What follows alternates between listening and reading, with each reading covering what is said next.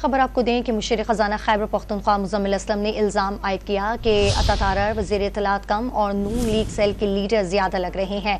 PTI ने यूरोपीय union को कोई खत नहीं लिखा। प्रोपेगेंडे पर अता तारर ने अभी तक मुआफ़ी नहीं मांगी। वो इस्लामाबाद में प्रेस कॉन्फ्रेंस कर रहे थे। PTI ने EU को GSP प्लस पे कोई लेटर नहीं लिखा था, जिस पे हमने पहले भी क्लैरिफिकेशन दे दी थी।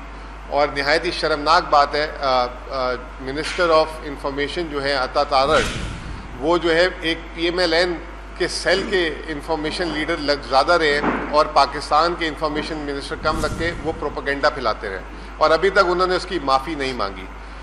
दूसरी चीज़ ये थी कि आपको याद होगा कि हमने भी एक IMF को लेटर लिखा था और आपको लिखते ही बता दिया था उसके स्पिरिट में कि वो लेटर कतन वो नहीं है कि IMF का प्रोग्राम को रोका जाए या IMF पाकिस्तान में काम ना करे या IMF पाकिस्तान के साथ काम ना करे।